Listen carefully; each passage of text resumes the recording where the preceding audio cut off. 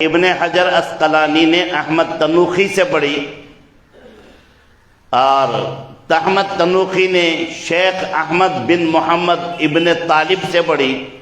انہوں نے شیخ سراج ابن مبارک حسینی البلقینی سے پڑھی. انہوں نے اپنے شیخ عبداللہ ہروی سے پڑھی. انہوں نے شیخ عبداللہ بن مظفر داودی سے پڑھی.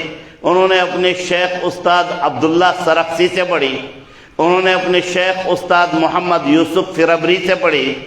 محمد یوسف فربری نے اپنے استاد جن کی یہ کتاب ہے محمد بن اسماعیل بخاری سے پڑھی. بخاری علیہ الرحمٰن نے اپنی سند یہاں بیان کی ہے کہ میں نے یہ کتاب اور یہ حدیث، یہ کتاب نہیں یہ حدیث، محمد احمد بن اشکاب یا اشکاب دونوں طریقوں سے پڑھا جاتا ہے، احمد بن اشکاب سے پڑھی. وہ کہتے ہیں کہ مجھ سے بیان کیا محمد بن فضیل نے.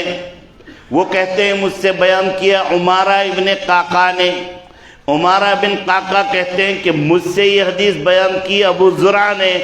ابو زرع کہتے ہیں مجھ سے یہ حدیث بیان کی حضرت ابو ہریرہ نے. حضرت ابو ہریرہ فرماتے ہیں مجھ سے یہ حدیث بیان کی حضرت محمد عربی صلی اللہ علیہ وسلم سے. جو دور حدیث شریف میں طلبہ ہیں اور جو فضلاء ہیں، اگر وہ پسند کریں تو میں بھی ان کو اس سند سے اجازت دے دیتا ہوں. اور حدیث وہ یہ ہے کہ نبی صلی اللہ علیہ وسلم نے فرمایا کلمتان حبیبتان للرحمن خفیفتان علی اللسان ثقیلتان فی المیزان سبحان اللہ وبحمدہ سبحان اللہ العظیم. طلبہ دور حدیث شریف جانتے ہیں امام بخاری نے یہ کتاب 3 جگہوں پر بیان کی ہے یہ والی حدیث، اور تینوں جگہوں پر الگ الگ اساتذہ کرام ہیں بخاری میں ہی. لیکن اس آخری موقع پر اپنا جو استاد منتخب کیا ہے وہ ہے احمد بن اشکاب. علامہ قسطلانی صاحب ارشاد الساری اور شیخ زکریا لامع الدراری نے یہ لکھتے ہیں، اس میں اس بات کی طرف اشارہ ہے کہ امام بخاری نے پہلی حدیث اپنے استاد حمیدی سے شروع کی اور آخری حدیث بیان کی احمد سے. اس میں اس بات کی طرف اشارہ ہے کہ چلتے ہوئے اور جاتے ہوئے بھی اور شروع میں بھی آغاز جو ہونا چاہیے وہ حمد خداوندی سے ہونا چاہیے. وہاں استاد حمیدی ہے، یہاں احمد. اس میں اس بات کی طرف اشارہ ہے کہ شروع میں بھی اور اخیر میں بھی اللہ رب العزت کی حمد و ستائش کے ساتھ زبان کو تر کرنا چاہیے. تو یہ تو اس حدیث کی سند آپ کے سامنے. وہیں پر یہ بھی لکھا ہوا ہے کہ امام بخاری نے یہ جو باب قائم کیا ہے یہ دراصل کتاب التوحید کا آخری باب ہے، اور آخر میں انہوں نے کتاب التوحید آخری باب قائم کیا، آخری کتاب قائم کی. اس کتاب کے تحت میں 58 باب ہیں.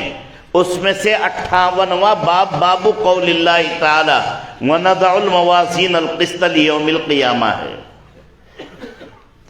اور ان 58 بابوں میں سے ہر باب میں کوئی نہ کوئی نقطہ بیان کیا ہے یا کسی نہ کسی فرقہ ضالہ اور فرقہ باطلہ پر تردید بھی کی ہے.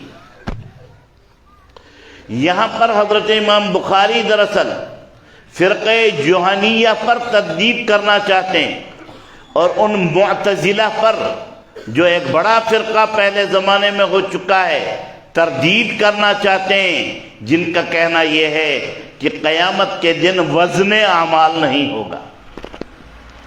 جو کیا کہنا چاہتے ہیں کہ قیامت کے دن وزن اعمال ہوگا. ہاں قیامت کے دن وزن اعمال ہوگا، اور قرآن کریم کی سینکڑوں آیات سے اس کا پتہ چلتا ہے الوزن یومئذ الحق. اور یہاں بھی وَنَضَعُ الْمَوَازِينَ الْقِسْطَ لِيَوْمِ الْقِيَامَةِ. اور القاریات میں فَأَمَّا مَنْ خَفَّتْ مَوَازِينُهُ فَأُمُّهُ هَاوِيَةٌ. اور کہیں وَأَمَّا مَنْ ثَقُلَتْ مَوَازِينُهُ، کیا ہے آگے؟ فهو في عيشة راضية۔